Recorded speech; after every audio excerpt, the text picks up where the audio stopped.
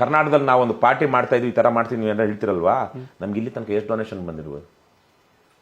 ನಮಗೆ 1,00,000 ಡೊನೇಷನ್ ಕೊಟ್ಟವರು 2,000 ಇಲ್ಲಿ ತನಕ ಹಬ್ಬ ಬಂದರೆ 2-3 ಜನ. I am the biggest donor to my party. ನಾನು ಎಷ್ಟೊಂದು ಕೊಟ್ಟು, ನಾನು ನನ್ನ ಪಾರ್ಟಿ ಕಟ್ಟಬೇಕು ಅಂತ ಮಾಡಿಲ್ಲ, ಜನರ ಪಾರ್ಟಿ ಕಟ್ಟಬೇಕು ಅಂತ ಮಾಡಿದ್ದೀನಿ. ಅದಕ್ಕಾಗಿನೇ ಇವತ್ತು ನೆನ್ನೆ ಹೋಗಿದ್ನಲ್ಲ, ನೆನ್ನೆ ರಾತ್ರಿ ಒಬ್ರು 2,000 ರೂಪಾಯಿ ಕೊಟ್ಟರು, ಸದಸ್ಯತ್ವ ತಗೊಂಡ್ರು, ಇನ್ನೊಬ್ರು 1,000 ಕೊಟ್ಟು ಸದಸ್ಯತ್ವ ತಗೊಂಡ್ರು. ಕೈ ಮುಗಿತಾ ಇದ್ದೀವಿ. ಜನರ ಪಾಲುದಾರಿಕೆಯಲ್ಲಿ, ಜನರ ಸಹಭಾಗಿತ್ವದಲ್ಲಿ ಪಕ್ಷ ಕಟ್ಟಬೇಕು ಅಂತ. ಇಷ್ಟೆಲ್ಲ ಹೆಸರು ಬಂದಿದೆಯಲ್ಲ ನಮಗೆ.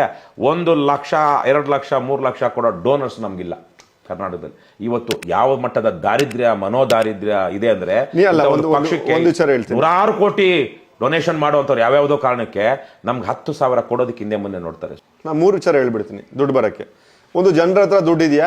ಜನರ ಹತ್ರ ದುಡ್ಡಿದೆ. ಆಮ್ ಆದ್ಮಿ ಅವರಿಗೆ 20 ಕೋಟಿ ಕೊಡಬೇಕು ಅಂತೇಳಿ ನಿಮಗೂ 40 ಕೋಟಿ ಕೊಡ್ಬೋದು. ಜನರ ಹತ್ರ ದುಡ್ಡಿದೆ. ಎರಡನೇ ವಿಚಾರ, ನಿಮ್ಮ ಪರ್ಸನಲ್ ಇಂಟಿಗ್ರಿಟಿ ಸರಿ ಇದೆಯಾ? ನೀವು ಪ್ರಾಮಾಣಿಕ ವ್ಯಕ್ತಿಯಿಂದ ಕರ್ನಾಟಕ ನಂಬುತ್ತಾ? 100% ನಂಬುತ್ತೆ. ಮೂರನೇದು, ನೀವು ಕೇಳೋ ರೀತಿ ಸರಿ ಇದೆಯಾ? ಅವ್ರು ನಿಮ್ಮನ್ನ ಪೊಲಿಟಿಕಲ್ ಆಲ್ಟರ್ನೇಟಿವ್ ಅಂತ ಕನ್ಸಿಡರ್ ಮಾಡ್ತಾ ಇದ್ದಾರಾ? ಇದನ್ನ ನೋಡ್ಕೋಬೇಕು. ಯಾಕಂದ್ರೆ ಆಮ್ ಆದ್ಮಿ ಅವ್ರನ್ನ 20 ಕೋಟಿ ಬಂದಂಗೆ ನಿಲ್ಲಿಸ್ಬಿಡ್ತೀವಿ ಅಂತ ಹೇಳಿರೋದು ಕೂಡ in a way of, it's a gimmick. It is gimmick ಮತ್ತೆ ಒಂದು ಐಡಿಯಲಿಸಮ್. It's a gimmick. ಅದು ಗೆದ್ಮೇಲೆ ನಾವು ಮುಂದಕ್ಕೆ ಮತ್ತೆ ನಾವು ಏನ್ ಮಾಡ್ಕೊಳ್ಬಹುದು ಕೊಡ್ತಾರೆ. ಸೊ ನೀವು ನಿಮ್ಮನ್ನ ಪ್ಯಾಕೇಜ್ ಮಾಡೋದು, ನೀವು ನಿಮ್ಮನ್ನ ಸರಿಯಾಗಿ ಪ್ಯಾಕೇಜ್ ಮಾಡ್ತಾ ಇದ್ದೀರಾ ನಿಮ್ಗೆ ಅನಿಸ್ತಾ ಇದೆಯಾ? ಇಲ್ಲ, ನಾವು ಮಾಡಕ್ಕಾಗ್ತಾ ಇಲ್ಲ. ಕಾರಣಗಳು ನೀವು 2-3 ಅಂದ್ರಲ್ವಾ. ಈಗ ಜನರ ಹತ್ರ ದುಡ್ಡಿದೆ, ಹೌದು ದುಡ್ಡಿದೆ. ಎರಡನೇದು ಏನ್ ಹೇಳಿದ್ರಿ? ಇಂಟಿಗ್ರಿಟಿ ಇದೆಯಾ? ನಿಮ್ಮ ಹತ್ರ ಇದೆ, ನಮ್ಮ ಹತ್ರ ಇದೆ, ಜನಕ್ಕೆ ಗೊತ್ತಿಲ್ಲ. ಈಗಲೂ ಬಹುಸಂಖ್ಯಾತ ಜನಕ್ಕೆ ಕರ್ನಾಟಕದಲ್ಲಿ ಗೊತ್ತಿಲ್ಲ. ಯಾಕೆ ಅಂದ್ರೆ ನಾವು ರಿಲೆವೆಂಟ್ ಅಲ್ಲ ಅನ್ನುವಂಥದ್ದು ಅದಕ್ಕೆ ಲಿಂಕ್ ಆಗಿದೆ. ಅಂದ್ರೆ ಇಂಟಿಗ್ರಿಟಿ ಇದೆ, ಒಳ್ಳೆ ಮನುಷ್ಯ ಗೆಲ್ಲಲ್ಲ, ಪಾಸಿಬಲಿ ಆಗಲ್ಲ, ಇವರನ್ನೇ ಹಾಕಲ್ಲ. ಯಾರು ಜನ ಕೊಡ್ಬೇಕು ಅಂತಿದಾರೋ ಅವರೇ ಜಾತಿ ನೋಡ್ಕೊಂಡು, ಹಣ ನೋಡ್ಕೊಂಡು ಓಟ್ ಹಾಕ್ತಾರೆ. ನಮ್ಮಂತವ್ರು ಓಟ್ ಹಾಕಲ್ಲ. ಆದ್ರೆ ಯಾವುದೋ ಒಂದು ಸದಾಶಯ ಇದೆ, ಆ ಸದಾಶಯ ಅವರನ್ನ ಜ್ಞಾನ ಇದೆ, ಪ್ರಜ್ಞೆ ಇಲ್ಲ ಜನಕ್ಕೆ. ಏನ್ ಮಾಡಬೇಕು, ಏನ್ ಸರಿ ಅಂತ. ಈಗ ಸಿಗರೇಟ್ ಸೇದೋದ್ರಿಂದ ಕ್ಯಾನ್ಸರ್ ಬರುತ್ತೆ, ಅಥವಾ ಕುಡಿಯೋದ್ರಿಂದ ಇನ್ನೇನೋ ಕಾಯಿಲೆಗಳು ಬರುತ್ತೆ, ಚಟ ಆಗುತ್ತೆ ಅಂತೆಲ್ಲ ಗೊತ್ತಿದ್ರು ಎಷ್ಟು ಜನ ಸಿಗರೇಟ್ ನಿಲ್ಸಿದ್ದಾರೆ? ಎಷ್ಟು ಜನ ಮಾಡಬಾರದನ್ನ ಮಾಡೋದು ನಿಲ್ಸಿದ್ದಾರೆ? ಏಡ್ಸ್ ಬರುತ್ತೆ ಅಂತ ಗೊತ್ತಿದ್ರು ಇಂಟೆನ್ಷನ್ ಇದೆ ವ್ಯಭಿಚಾರ ಮಾಡುವಂತ ಜನಕ್ಕೆ. ಸೊ ಅದು ಪ್ರಜ್ಞೆ ಇಲ್ಲ ಜನಕ್ಕೆ. ಅಂದ್ರೆ ಆಕ್ಟಿಂಗ್ ಅಪಾನ್ ವ್ಯಾಲ್ಯೂಸ್ ಅಂತಿದೆಯಲ್ವಾ, ಆಕ್ಷನ್ ತಗೊಳ್ತಾ ಇಲ್ಲ. ಆಕ್ಷನ್, ಆ ಒಂದು ನುಡಿ ಇಲ್ಲ, ಸರಿ ನಡೆ ಇಲ್ಲ. ನುಡಿ ಇದೆ, ನಡೆ ಇಲ್ಲ ನಮ್ಮ ರಾಜ್ಯದಲ್ಲಿ ಇವತ್ತು. This is the recent phenomena. ಇವ್ರು ಯಾರು ನನ್ನ ತರಕ್ಕೆ ಅಥವಾ ನಮಗಿಂತ ಸ್ವಲ್ಪ ದೊಡ್ಡ ಮಟ್ಟದಲ್ಲಿ ಇನ್ನೊಂದರಲ್ಲಿ ಸ್ವಾತಂತ್ರ್ಯ ಪೂರ್ವ ಸಂದರ್ಭದಲ್ಲಿ ಶಾಂತವೇರಿ ಗೋಪಾಲ ಗೌಡ್ರು 1 ವೋಟು, ನನಗೊಂದು ಆದರ್ಶವಾಗಿ ನಾನು ಅದನ್ನ 20 ವರ್ಷ ಹೇಳ್ತಾ ಇದ್ದೀನಿ. 1 ವೋಟು 1 ನೋಟು, 1 ವೋಟು 1 ನೋಟು ಅಂತ. ಅವ್ರು ಹೋದಾಗ ಅವ್ರನ್ನ ಗೆಲ್ಸಿದ್ರು. ಮಾದೇಗೌಡರು ಇತ್ತೀಚೆಗೆ ಒಂದು ಸಭೆನಲ್ಲಿ ಹೇಳಿದೆ, ಇಲ್ಲಿ ಇದರಲ್ಲಿ ಮಂಡ್ಯದಲ್ಲಿ. ಅವರು ಎಲೆಕ್ಷನ್ ನಿಂತಾಗ 1960s ಅಲ್ಲಿ 15,000 ರೂಪಾಯಿ ದೇಣಿಗೆಯನ್ನು ಸಂಗ್ರಹಿಸ್ಕೊಡ್ತಾರಂತೆ. ಅದರಲ್ಲಿ ಎಲೆಕ್ಷನ್ ಜನಕ್ಕೆ. ಎಲೆಕ್ಷನ್ ಸ್ವತಃ ಮಾದೇಗೌಡರು ಹೇಳಿರೋದನ್ನ ನಾವು ಹಿರೇಮಠರು ನಾವು ಭೇಟಿ ಮಾಡಕ್ ಹೋದಾಗ ಹೇಳಿದ್ದವರು. 12,000 ರೂಪಾಯಿ ಖರ್ಚಾಗುತ್ತಂತೆ. ಇನ್ನು 3,000 ರೂಪಾಯಿ ಉಳಿತೆ. ಏನ್ ಮಾಡ್ಬೇಕು ಅಂದಾಗ, ಗೌಡ್ರೆ ನಿಮ್ಗೆ ಮಂಡ್ಯದಲ್ಲಿ ಮನೆ ಇಲ್ಲ, ನೀವು ಮದ್ದೂರಿನ MLA, ಆದ್ರೆ ನಿಮ್ಗೆ ಮಂಡ್ಯದಲ್ಲಿ ಮನೆ ಇಲ್ಲ, ಒಂದು ಸೈಟ್ ತಗೊಂಡು ಮನೆ ಮಾಡ್ಕೊಳ್ಳಿ ಅಂತ ಇರುತ್ತೆ. ಆ 3,000 ರೂಪಾಯಿಯಲ್ಲಿ ಉಳಿದಿದ್ದ ಹಣದಲ್ಲಿ ಮಂಡ್ಯದ DC ಆಫೀಸ್ ಎದುರುಗಡೆ ಇರುವಂತ ಒಂದು ಲೇಔಟ್ ಅಲ್ಲಿ ಇವತ್ತಿಗೆ ಅದು ಹಳೆ ಏನು ಹೊರಗಿನ ಲೇಔಟ್, ಅಲ್ಲೊಂದು ಸೈಟ್ ಮಾಡ್ಕೊಂಡು ಅದೇ ಮನೆಯಲ್ಲಿ ಅವತ್ತು ಕಟ್ಟಿದ ಮನೆಯಲ್ಲೇ ಅವ್ರಿಗೆ ಸಾಯೋ ತನಕ ಇದ್ರು. ಇದೇ ಮನೆ, ನಾನು ಈ ಮನೆ ಹೆಂಗ್ ಮಾಡ್ಕೊಂಡೆ, ಈ ಸೈಟ್ ಹೆಂಗ್ ಮಾಡ್ಕೊಂಡೆ ಅಂತ ಜನರು ಅಂದ್ರೆ ಕೊಟ್ಟಿದ್ದು ದೇಣಿಗೆ.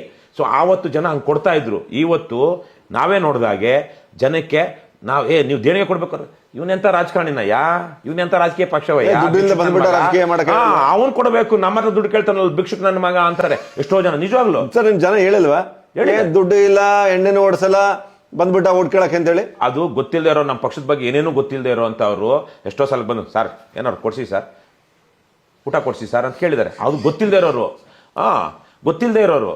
ಆದ್ರೆ ಗೊತ್ತಿರೋರು ಕೂಡ ನಮ್ಮ ಹತ್ರ ವಿರುದ್ಧವಾಗಿ ಮಾತಾಡಲ್ಲ. ಆದ್ರೆ ಅವ್ರ ಅಭಿಪ್ರಾಯ ಇದೇನೆ, ಇವನು ಎಲೆಕ್ಷನ್ ಗೆಲ್ಲಬೇಕು, ಚುನಾವಣಾ ರಾಜಕಾರಣ ಮಾಡಬೇಕು, ಪಕ್ಷಾಧಿಕಾರಿ ಬರಬೇಕು ಅಂತಾರೆ. ದುಡ್ಡಿಲ್ದೆ ಹೆಂಗ್ ರಾಜಕಾರಣ ಮಾಡ್ತಾರೆ? ಗುಳ್ಳು ನನ್ನ ಮಗ ಇವನು, ಲೂಸರು, ಗುಬಾಲು ಅಂತಾರೆ, ಅಂದ್ಕೊಳ್ತಾರೆ. ಬಾಯಲ್ಲಿ ಹೇಳಿದ್ರೆ ನಮ್ಮ ಹತ್ರ ಹೇಳಿದೆ ಇರ್ಬೋದು, ಹಿಂದೆ ಹೇಳ್ತಾರೆ. ಹಾಗಾಗಿ ಇದು ನಮ್ದು ಸಮಸ್ಯೆ ಇರುವಂಥದ್ದು, ಕಾಲದ ಸಮಸ್ಯೆ ಅಂತ ನಾನು ಹೇಳ್ಬಿಟ್ಟಿದ್ದೀನಿ. ನನ್ನ ಪ್ರಕಾರ ನೀವು ಹೇಳ್ದಂಗೆ ಪ್ಯಾಕೇಜ್ ಮಾಡ್ಕೊಳ್ಳೋದ್ರಲ್ಲಿ, ಇನ್ನೊಂದರಲ್ಲಿ ಅದಕ್ಕೊಂದು ತಂತ್ರ ಮಂತ್ರ ಇರುತ್ತೆ. ನಾನು ತುಂಬಾ ನಾಟಕೀಯವಾಗಿನೋ ಅಥವಾ ಪಿತೂರಿ ತರಕ್ಕೋ ಅಥವಾ ತುಂಬ ಕಾನ್ಷಿಯಸ್ ಆಗಿನೋ ಇವೆಲ್ಲ ಮಾಡಬಾರ್ದು ಅಂತ ತೀರ್ಮಾನ ಮಾಡ್ಕೊಂಡಿರೋದ್ರಿಂದಾಗಿ ನನಗಾಗಲ್ಲ. ಬೇರೆ ಯಾರಾದ್ರು ಮಾಡ್ತೀವಿ ಅಂದರೆ ಮಾಡಲಿ, ಬಟ್ ನನಗೇನೆ ಸ್ವಲ್ಪ ನಾಟಕ ಮಾಡಬೇಕು, ನಟನೆ ಮಾಡಬೇಕು ಅಂದರೆ it's highly it's beyond you. Beyond ನಿಮ್ಗೆ ಕೇಜ್ರಿವಾಲ್ ನೋಡಿದಾಗ ಎಷ್ಟು ಚೆನ್ನಾಗಿ ನಾಟಕ ನಿಮ್ಗೆ. ನಾನು ಒಂದು ಐ ಡೋಂಟ್ ವಾಂಟ್ ಟಾರ್ಗೆಟ್ ನೀವು single politician, let's a any politician, PM ಇಂದ CM ಇಂದ ಕೇಜ್ರಿವಾಲ್ ಇಂದ ಹಿಡಿದು ನೋಡಿದಾಗ ಅನ್ಸಲ್ವಾ ವೆರಿ ಸ್ಮಾರ್ಟ್ ಅಂತ. They are not a single person, it's a team. It's a team that is behind them that is making all these things. ನಮಗೆ ಆ ತರಕ್ ನೋಡಿದಾಗ ನಮ್ಮ ಪಕ್ಷದಲ್ಲಿ ಇರುವಂತವರೆಲ್ಲ ತುಂಬಾ ಸಾಮಾನ್ಯ ಹಿನ್ನೆಲೆಯಿಂದ ಬಂದಿರುವಂತವ್ರು, ಬಹಳ ಜನ ಬುದ್ಧಿವಂತರು, ಇಂಟೆಲೆಕ್ಚುಯಲ್ಸ್ ಅಂತ ಆಗ್ಲಿ ಅಥವಾ ತುಂಬಾ ಏನು ದುಡ್ಡಿರೋರು ಅಂತ ಆಗ್ಲಿ ಅಲ್ಲ. So they don't know the soft skills. Aam Aadmi ಪಾರ್ಟಿಲಿ ಇತ್ತು ಅದು. ಆಮ್ ಆದ್ಮಿ ಪಾರ್ಟಿ ಬಂದು ನಾನೇ ಇದ್ನಲ್ಲ, ಇಲ್ಲಿ ನೋಡಿದ್ನಲ್ವಾ, HNI ತರದ ಜನ, ಪ್ಯಾಕೇಜ್ ಮಾಡೋದಕ್ಕೆ ಗೊತ್ತಿರುವಂತ ಜನ, ಮಾರ್ಕೆಟ್ ಮಾಡೋದಕ್ಕೆ ಅದೇನೆ ಪ್ಯಾಕೇಜ್ ಮಾರ್ಕೆಟ್ ಮಾಡೋದಕ್ಕೆ ಗೊತ್ತಿರೋ ಜನ, ಮತ್ತೆ people who could fund that. ಬೇಕಾದ್ರೆ ಟೆಕ್ನಾಲಜಿ ಒಳ್ಳೆ ಬೇಕು ಅಂದ್ರೆ is expensive. He or she they don't come cheap, so they are expensive. So ಅದನ್ನ ಪೇ ಮಾಡ್ಬೇಕಲ್ಲ ನೀವು. Who is going to pay?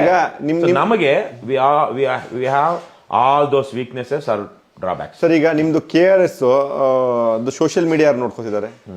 Social media ನಾನೇ ನೋಡ್ಕೊಳ್ತೀನಿ, ಇನ್ನೊಂದಿಬ್ರು ಬೋರ್ ನೋಡ್ಕೊಳ್ತಾರೆ, ನಾವೆಲ್ಲರೂ ಅಡ್ಮಿನ್ಗಳೇ. ಎಲ್ಲರೂ ಅಡ್ಮಿನ್ಗಳು. ಅದನ್ನ ಯಾರು ಪ್ರೊಫೆಷನಲ್ಗಳು ಮ್ಯಾನೇಜ್ ಮಾಡ್ತಾ ಇಲ್ಲ. ನಿಮ್ದು PR ಯಾರು ನೋಡ್ಕೋತಾರೆ? PR ನಾವೇ ನೋಡ್ಕೊಳ್ಳೋದು. ನಮ್ಮಲ್ಲಿ ನಿಮ್ದು ನೀವು ರೋಡ್ ಸೈಡ್ ಚಟ್ಟ ಮಾಡಿ ತಿನ್ನೋದನ್ನ ರವಿಕೃಷ್ಣ ಅಣ್ಣ ತುಂಬಾ ಸಿಂಪಲ್ ಅಂತ ಹೇಳಿ ವಿಡಿಯೋ ಎಲ್ಲ ಮಾಡಾಕಲ್ಲ ಯಾರು, ಆತರ ಏನಿಲ್ಲ. ಅಲ್ಲ, ನಮ್ಮವ್ರು ಯಾರೋ ಮಾಡ್ತಿರೋವಾಗ ಅದು ವೈರಲ್ ಆ ತರ. ನೀವು ನಮ್ಮವ್ರು ಯಾರೋ ನಾವು ಕೂತಿದವಾಗ ಫೋಟೋ ತೆಗೆದು ಹಾಕ್ತಾರೆ, ಅದನ್ನ ಇನ್ಯಾವನೋ ನೋಡಿ ನಮ್ಮ ಅಧ್ಯಕ್ಷರು ಅಥವಾ ಇನ್ನೊಬ್ರು ಎಷ್ಟು ಸಿಂಪಲ್ ಅಂತ ಹಾಕ್ತಾರೆ ಹೊರತು ಅದನ್ನು ಪ್ಯಾಕೇಜ್ ಮಾಡಲ್ಲ.